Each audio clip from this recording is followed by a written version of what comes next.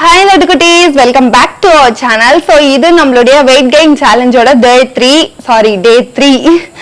So இன்னைக்கு நம்ம என்னெல்லாம் ஃபுட் எடுத்துக்கிறோம் அப்படின்னு எல்லாமே நான் உங்ககிட்ட வந்து ஷேர் பண்றேன். அண்ட் இன்னைக்கு வந்து கொஞ்சம் ட்ரை ஃப்ரூட்ஸ் எல்லாமே வாங்கலாம்னு ஒரு ஐடியா இருக்கு. அண்ட் நான் வாங்கினேன் அப்படின்னா அது எல்லாமே உங்களுக்கு நான் வந்து இந்த வீடியோல காட்டுறேன். ஆக்சுவலி நம்ம வீடியோ வந்து ஒரு டே இன் மை லைஃப் vlog மாதிரியும் பிளஸ் weight gain challengeல நான் என்னெல்லாம் பண்ணிட்டு இருக்கேன்றதையும் உங்ககிட்ட வந்து நான் ஷேர் பண்ணுவேன்.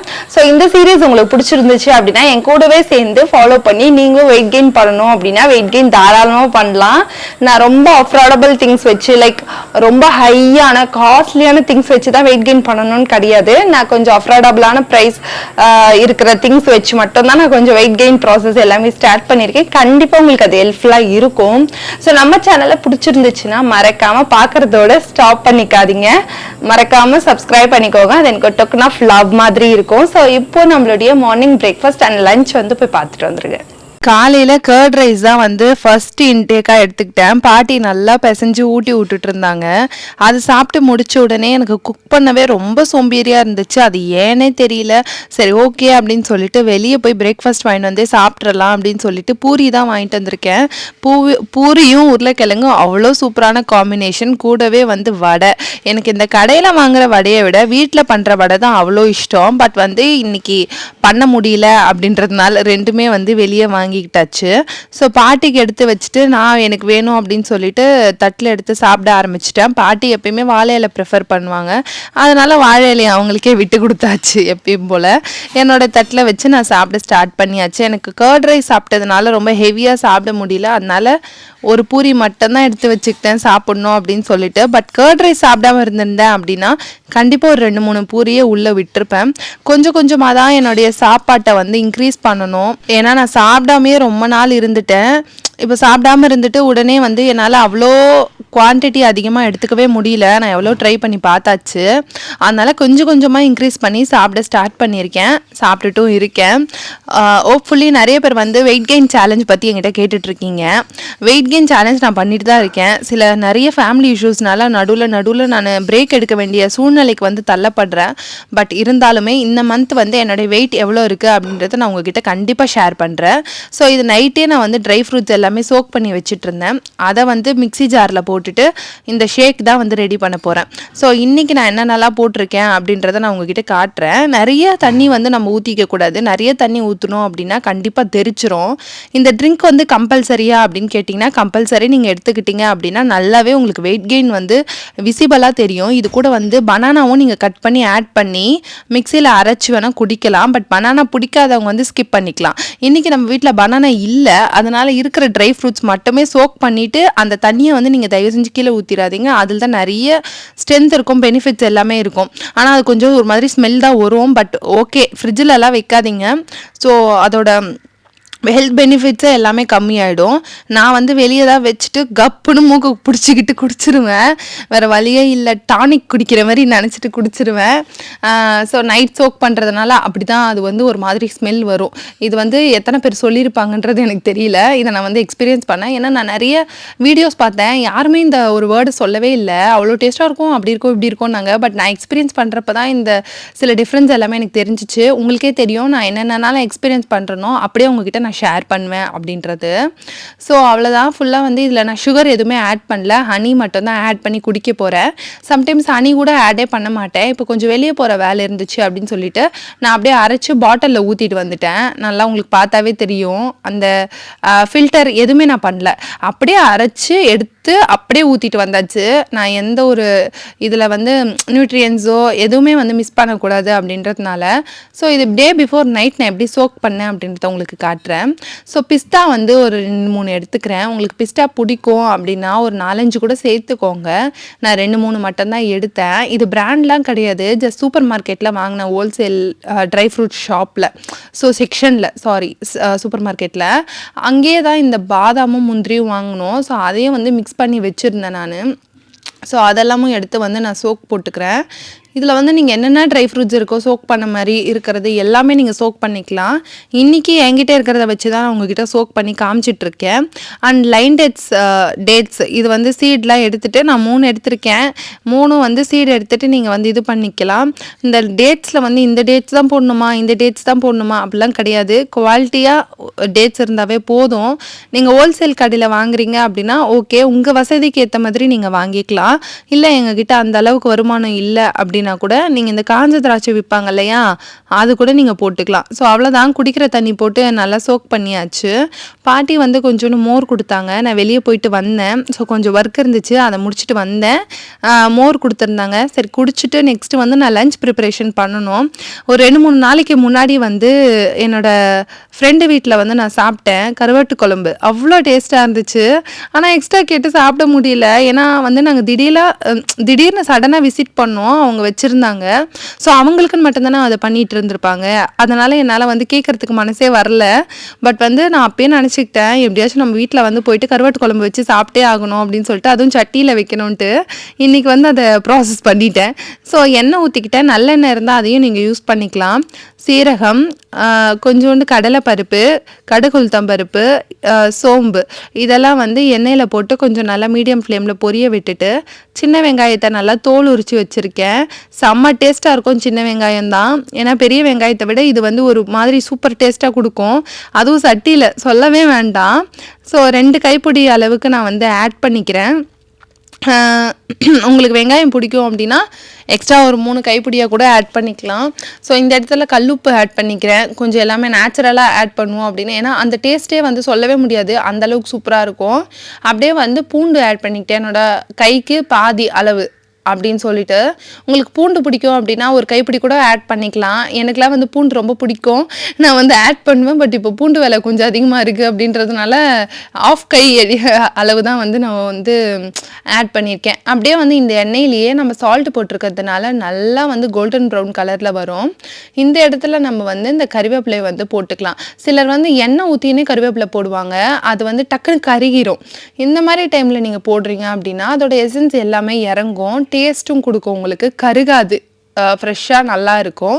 ஸோ இனி கருவாட்டு குழம்பு நான் வந்து வெஜிடபிள்ஸ்லாம் சேர்த்து வைக்க போகிறேன். அதனால வந்து தக்காளி வந்து இது ஒரு பெரிய பழுத்த தக்காளி, அவ்வளோதான். அதுக்கப்புறமா முருங்கைக்காய், உருளைக்கிழங்கு இதை வந்து நான் ஆட் பண்ண போகிறேன். கத்திரிக்காய், மாங்காய் இதெல்லாம் போட்டு கூட நம்ம வைக்கலாம் கருவாட்டு குழம்பு, அவ்வளோ டேஸ்ட்டாக இருக்கும். சிலர்லாம் கருவாட்டு குழம்பு பார்த்தாவே மூஞ்சி சுளிக்குவாங்க, ஆனால் அந்த டேஸ்ட் தெரிஞ்சவங்களுக்கு தான் தெரியும் அது எவ்வளோ பெரிய அமிர்தம் அப்படின்னு சொல்லிட்டு. இந்த மாதிரி டைமில் வெஜிடபிள்ஸும் நான் ஆட் பண்ணிக்கிட்டேன். நல்லா வந்து ஃப்ரை பண்ணிக்கிறேன். ஏன்னா அந்த பச்சை வாசனைலாம் இருக்கவே கூடாது. சைட் பை சைடு இன்றைக்கி வந்து நான் வாழை கருவாடு வச்சு தான் குழம்பு பண்ணலாம் அப்படின்னு சொல்லிட்டு பிளான் பண்ணி வச்சுருக்கேன். நல்லா நம்ம க்ளீன் பண்ணணும், இல்லை அப்படின்னா செம்ம நீச்சு ஸ்மெல் வந்துடும் குழம்பு. நான் இதை ஆல்ரெடி வந்து நல்லா நார்மல் வாட்டரில் கழுவிட்டு சுடு தண்ணியில் 2 வாட்டி கழுவிட்டு 3வது வாட்டி சுடு தண்ணியில் கொஞ்சம் நேரம் சோக் பண்ணி எடுத்தேன். ஸோ அப்போ தான் வந்து அந்த ரொம்ப நீச்சு ஸ்மெல்லாம் வராது. யூஸ்வலி கருவாடு, மீன் இதெல்லாம் வந்து நீச்சு ஸ்மெல் தான், இந்த நண்டு, எறா எல்லாமே. ஆனால் நம்ம பர்ஃபெக்டாக வாஷ் பண்ணி பக்காவாக கரெக்டாக செஞ்சோம் அப்படின்னா கண்டிப்பாக ஸ்மெல்லே வராது, நான் கேரண்டியாக சொல்கிறேன். கூடவே 1/4 டீஸ்பூன் மஞ்சத்தூள் ஆட் பண்ணிக்கிறேன். அண்ட் வீட்லேயே அரைச்ச தனியா மிளகா போட்டு அரைச்சி வச்சுருப்போம் மிளகாத்தூள், ஸோ அதை வந்து ஆட் பண்ணிக்கிறேன். எங்கள் காரத்துக்கு ஏற்ற மாதிரி. ரொம்ப ஸ்பைஸியாக வச்சிட்டிங்கனாலும் நல்லா இருக்காது, ஸ்பைஸே இல்லாமல் வச்சாலும் இனிப்பாக இருந்தால் நல்லாவே இருக்காது. காரசாரமாக மீடியம் இதில் இருந்தால் தான் டேஸ்டியாக சூப்பராக இருக்கும். இந்த மாதிரி நான்வெஜ்ஜுக்கு எல்லாமே இனிப்பாகவும் இருக்கக்கூடாது, ஓவர் காரமாகவும் இருக்கக்கூடாது, அதுதான் நான் சொல்ல வரேன். ஸோ எங்கள் மிளகாத்தூளுக்கு காரத்துக்கு ஏற்ற மாதிரி நாங்கள் மீடியமாக வந்து ஆட் பண்ணிவிட்டு அந்த பச்சை வாசனை போகிற வரைக்கும் நல்லா வதக்கிக்கிறேன். நீங்கள் வந்து உங்கள் வீட்டில் சட்டி இல்லைனாலுமே வந்து இருக்கிற கடாயில் நான் சொல்கிற மெத்தடில் இந்த கருவாட்டு குழம்பு வச்சு பாருங்கள், கண்டிப்பாக அல்டிமேட் டேஸ்ட்டாக இருக்கும். சட்டி இருக்குது அப்படின்னா சொல்லவா வேணும், ட்ரை பண்ணி பாருங்கள் சட்டிலையும். ஸோ அப்படியே வந்து தண்ணி கொஞ்சோண்டு ஆட் பண்ணிக்கலாம், ஏன்னா இது அப்படியே விட்டோம் அப்படின்னா கண்டிப்பாக கருகிரும். தண்ணி ஆட் பண்ணி இப்போ நம்மளுக்கு தேவை என்னென்னா இந்த முருங்கைக்காவும் இந்த உருளைக்கிழங்கும் நல்லா வேகணும். ஏன்னா வந்து நம்ம எல்லாமே ஆட் பண்ணிட்டோம். இதுக்கு மேலே நல்லா வெந்து கொஞ்சம் சுண்டி இல்லாட்டி எண்ணெய் பிரிஞ்சு வரணும். அப்போ தான் வந்து காய்கறியும் வெந்திருக்கு அப்படின்ற அர்த்தம், குழம்பும் பதத்துக்கு வந்திருக்கு அப்படின்றது அர்த்தம். குழந்தையிலேருந்து எனக்கு வந்து கருவாடு குழம்பை விட கருவாடு தொக்கு ரொம்ப பிடிக்கும். அதுவும் வாழை கருவாடு தொக்குனா எனக்கு ரொம்ப பிடிக்கும். இந்த டைமில் நீங்கள் சால்ட்டு பார்த்து ஆட் பண்ணிக்கலாம். நான் சால்ட்டு பார்த்தேன், எனக்கு பத்தலை, அதனால நான் ஆட் பண்ணிக்கிட்டேன். ஏன்னா கருவாட்டிலேயே வந்து சில கருவாட்டிலலாம் ஓவர் சால்ட்டாக இருக்கும். அதனால் நீங்கள் வந்து பார்த்து ருசி பார்த்து நீங்கள் உப்பு உங்களுக்கு ஏற்ற மாதிரி வந்து ஆட் பண்ணிக்கோங்க. இந்த டைம் நார்மல் உப்பு தான் போட்டேன் நான். அது என்னத்துன்னு தெரியல, மறந்து போய் போட்டுட்டேன். அண்ட் காரம் கொஞ்சம் எனக்கு பத்தாத மாதிரி இருந்துச்சு. மிளகாத்தூள் இந்த ஸ்டேஜில் போட்டு நல்லா கொதி விட்டு எண்ணெய் பிரிகிற வரைக்கும் விடலாம் அப்படின்னு சொல்லிட்டு விட்டாச்சு. ஒரு ஸ்டேஜுக்கு அப்புறம் எனக்கு இந்த வாழை கருவாடு நல்லா ஃப்ரை பண்ணிவிட்டு, தவா ஃப்ரை பண்ணிவிட்டு பருப்பு குழம்பு இல்லை சாம்பார் கூட வச்சு சாப்பிட ரொம்ப பிடிச்சிது. இப்போ ரீசெண்ட் டைம்ஸில் இந்த மாதிரி காய் வந்து எனக்கு ரொம்ப பிடிச்சிருக்கு. யாரெல்லாம் கருவாட்டு குழம்பு லவ்வர்ஸ் இருக்கீங்க நம்ம சேனலில் கமெண்ட் செக்ஷனில் சொல்லிட்டு போங்க, பார்த்து தெரிஞ்சுக்கலாம். ஸோ 2 எக்கு வந்து நல்லா பாயில் பண்ணி வச்சுட்டேன். அண்ட் கருவாட்டு குழம்பு ரைஸு கொஞ்சமாக இருக்குன்னு நினைக்காதீங்க, நெக்ஸ்ட்டு போட்டுக்குவேன்.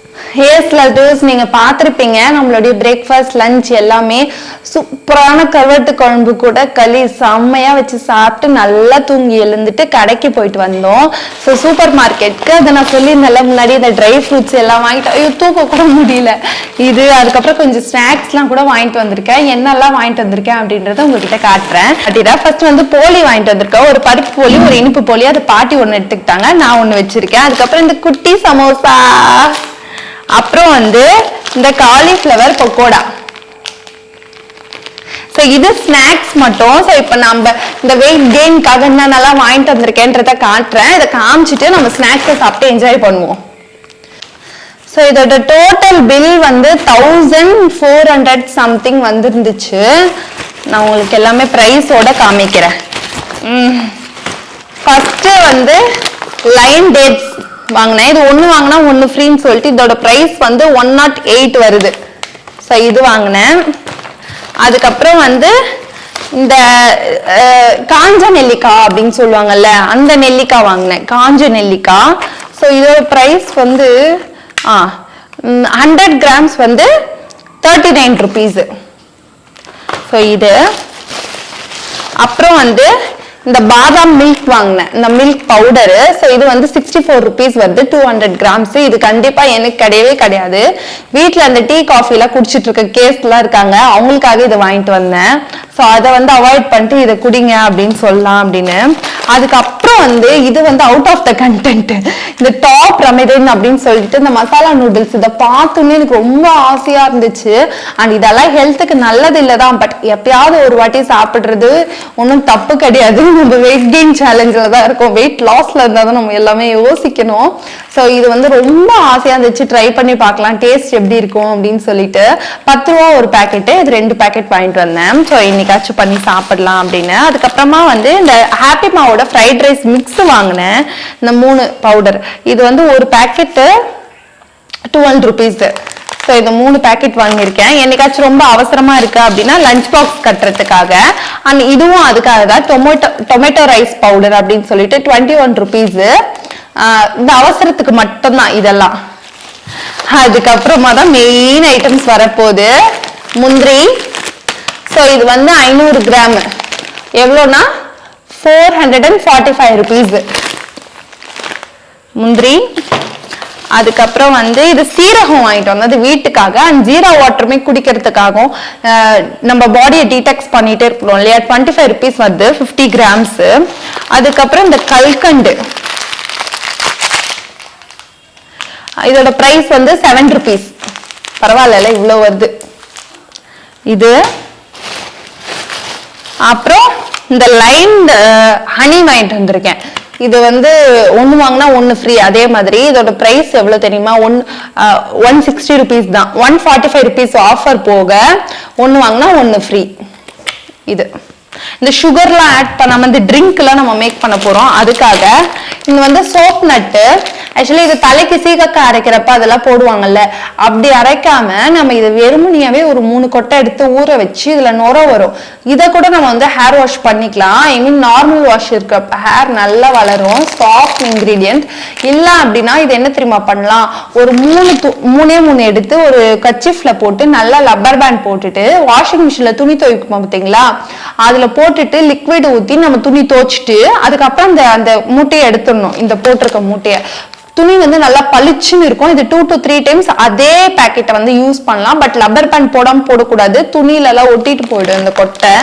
ஸோ அது வாங்கியிருக்கேன்.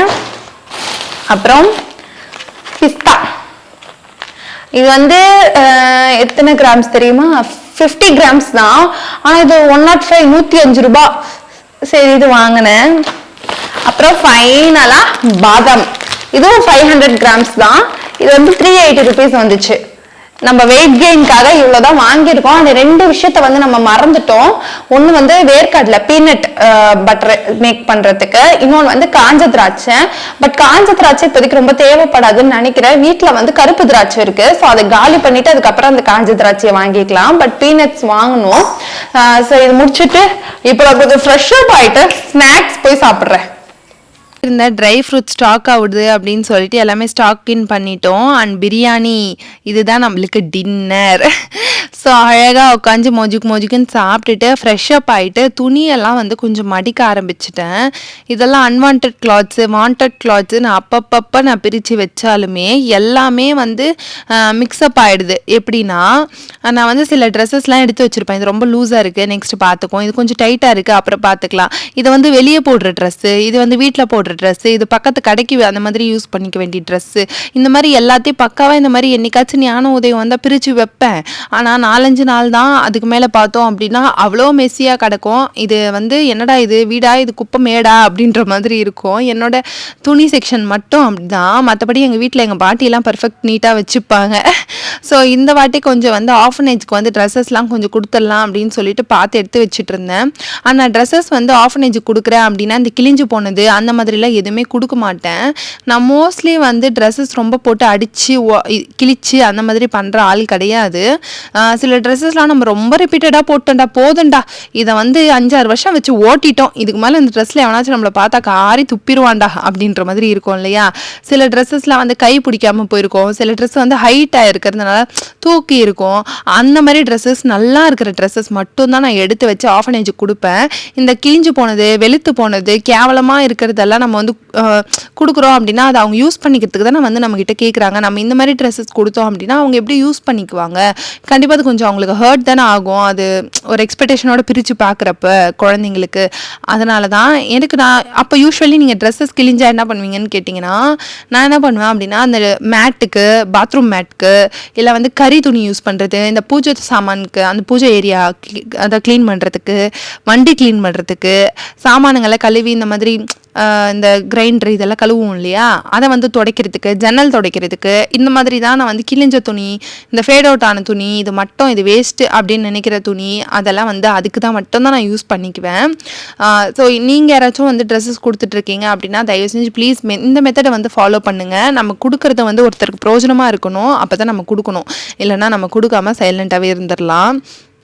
எனக்கு வந்து இந்த யூஸ் பண்ண ட்ரெஸ்ஸஸ் கொடுக்க வந்து கொஞ்சம் கஷ்டமாக தான் இருக்கும். லைக் எப்படின்னா நம்மளால் ஓன் ட்ரெஸ்ஸஸ் எதுவுமே புது ட்ரெஸ்ஸஸ் வாங்கி கொடுக்க முடியலையே அப்படின்னு சொல்லிட்டு, ஏன்னா ஓஹோன்னு வாங்கி கொடுக்க முடியல அப்படின்னாலுமே எனக்கு வந்து ஒரு சில ஆசைகள்லாம் இருக்குது. இந்த மாதிரி ஓல்டேஜ் ஆஃப்னேஜுக்கு, இந்த மாதிரி சில்ட்ரன்ஸ் இருக்கிறதுக்கு, இதுக்கெல்லாம் வந்து நம்ம ஏதாச்சும் நம்ம ஒன்று பண்ணணும்டா, போயிட்டு நேரில் அவங்க ஹாப்பினஸ் அந்த முகத்தில் பார்க்கணும் அப்படின்ற ஒரு ஏக்கமும் அந்த ஆசையும் இருக்குது. பட் என்னோடய சூழ்நிலை எனக்கு என்னை பார்த்துக்கிறதுக்கே ரொம்ப கஷ்டமாக இருக்குது. ஸோ அதனால் ஃபஸ்ட்டு நம்ம ஸ்டேபிள் ஆகிட்டு அதுக்கப்புறம் நம்மளுடைய ட்ரீம்ஸ் 1 by 1 கண்டிப்பாக நிறைவேற்றலாம் அப்படின்னு சொல்லிட்டு தான். நீங்களும் உங்களால் முடிஞ்ச அளவுக்கு வந்து ஆஃபனேஜ் பக்கத்தில் இருக்குது, அந்த மாதிரி ஏதாவது இருக்குனாலே ஹெல்ப் பண்ணுங்கள். அப்படி முடியல அப்படின்னா தெருவில் நாய்க்கள் நிறைய சுற்றிட்டு இருக்கோம், சாப்பாட்டுக்கு தண்ணிக்கு ரொம்ப கஷ்டப்பட்டுக்கிட்டு. அதுக்கு ஒரு வேளை சாப்பாடு வைங்களேன், ஒரு நாளைக்கு ஒருத்தவங்களுக்கு அப்படின்ற மாதிரி. எவ்வளோ ஆகிட போதுங்க, எவ்வளவோ செலவு பண்ணுறோம், இதை பண்ண மாட்டோமா? ஸோ வந்து கண்டிப்பாக பண்ணுங்க. ரொம்ப நாள் ஆச்சு உங்ககிட்ட பேசி, ரொம்ப மனசு விட்டு பேசிட்டேன்னு நினைக்கிறேன்.